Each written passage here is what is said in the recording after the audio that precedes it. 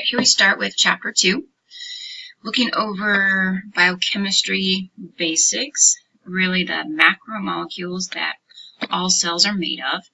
For your exam, here are your chapter objectives. Again, this is for you to create a study guide.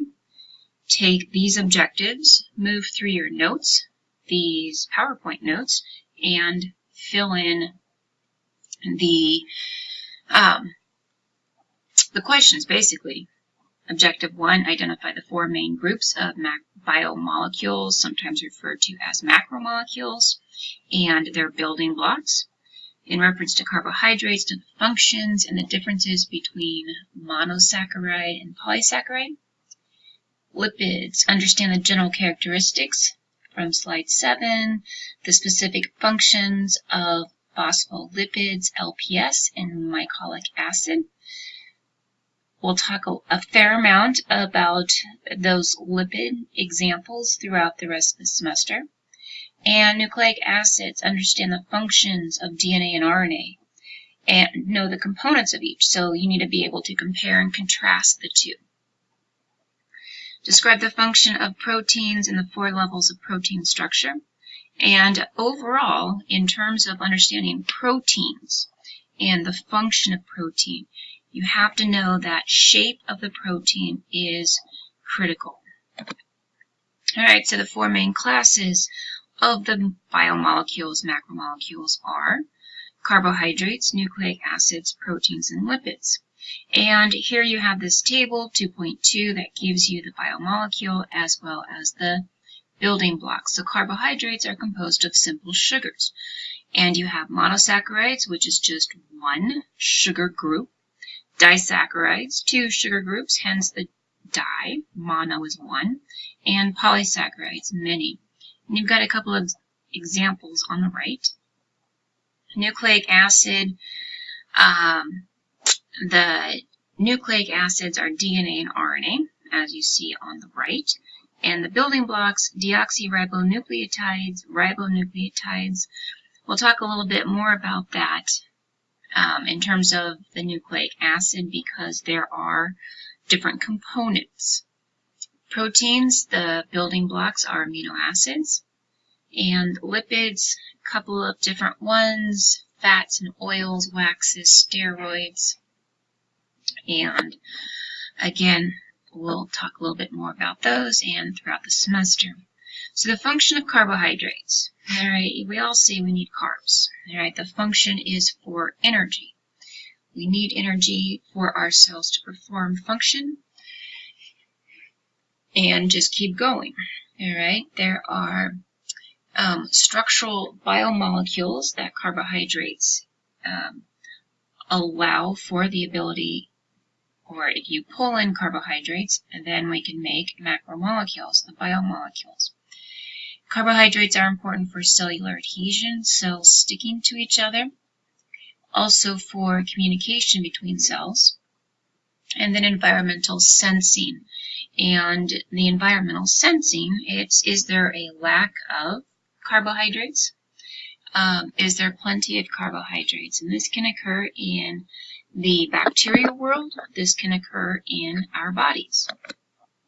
So carbohydrate refers to an organic molecule consisting of 1 or more sugar monomers. All right, monomer means there's just one, and a good example of that is glucose. Single sugars are built from carbon, hydrogen, and oxygen, and has a basic formula of 1 carbon, 2 hydrogen, 1 oxygen, and then this N here is going to be a variety of number, but if it's 6, then in that sugar group or that carbohydrate group, you would have 6 carbon, 12 hydrogen, and 6 oxygen. So it's a 1 to 1, a 1 to 2 to 1 ratio, looking at the carbon, hydrogen, and oxygen numbers. And then, as we mentioned 2 slides ago, the single sugars can be polymerized or stuck together to make larger molecules called the polysaccharides. And an example of that is glycogen, which our bodies use a lot of. All right, so structure, here's that our basic structures of monomers. You have glucose here, and you've got this group on the end, CH2OH, that just hangs off, but you have this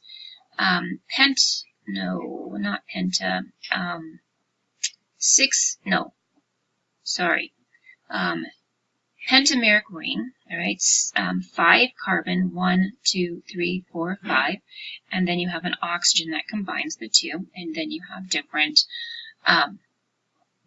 hydroxide groups on the ends, on the edges. All right, disaccharides, 2. All right, di for 2. You've got 2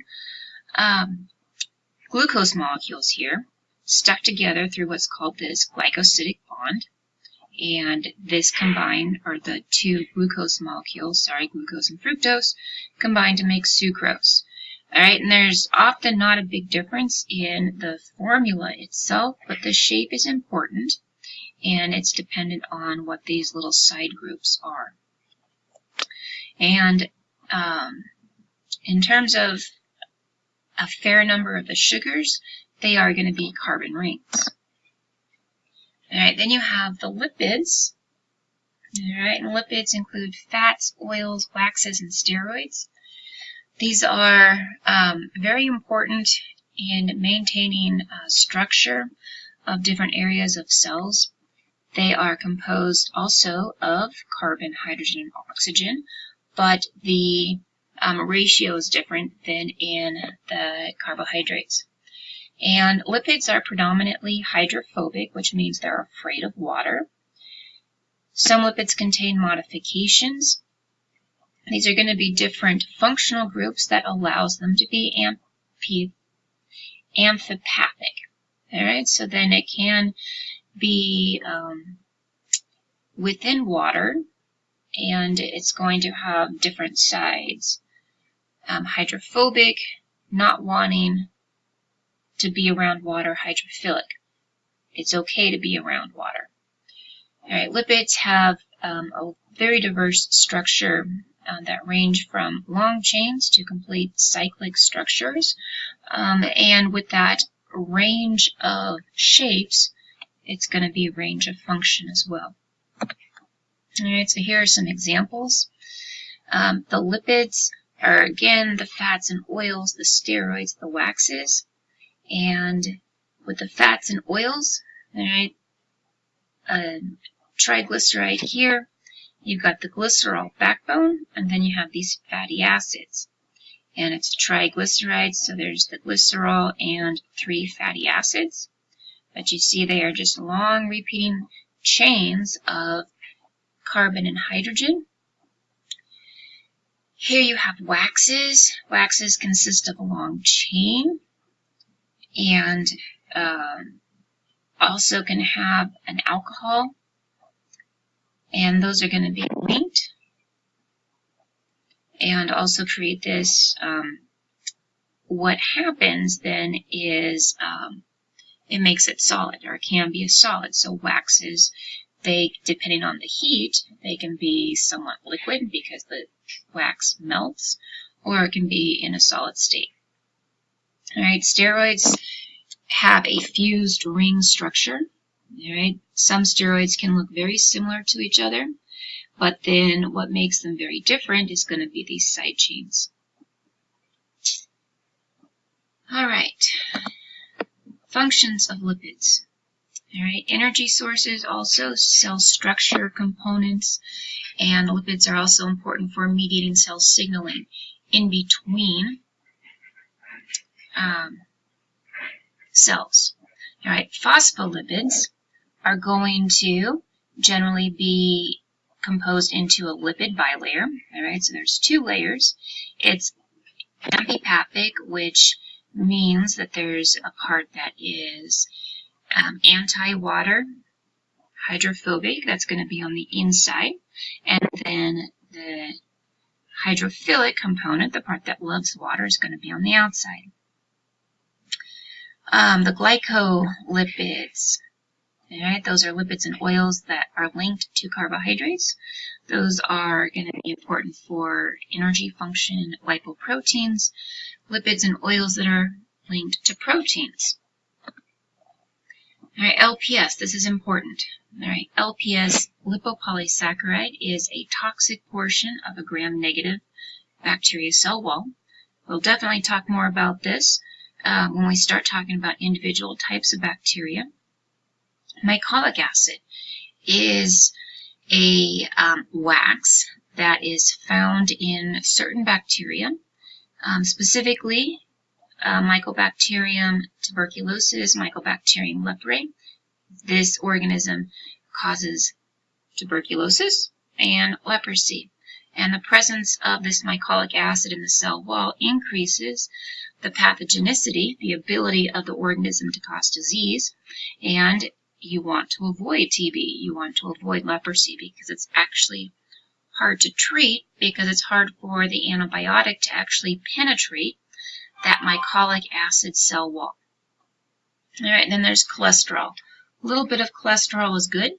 Too much cholesterol is bad. But cholesterol is beneficial because it's actually found in animal cell plasma membranes. So our plasma membranes, humans, animals, don't have cell walls.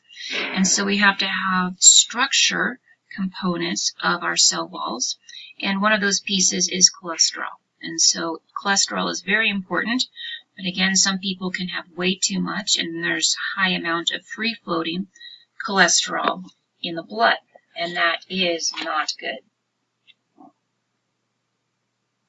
right, and that's where we're going to stop part 1 of chapter 2.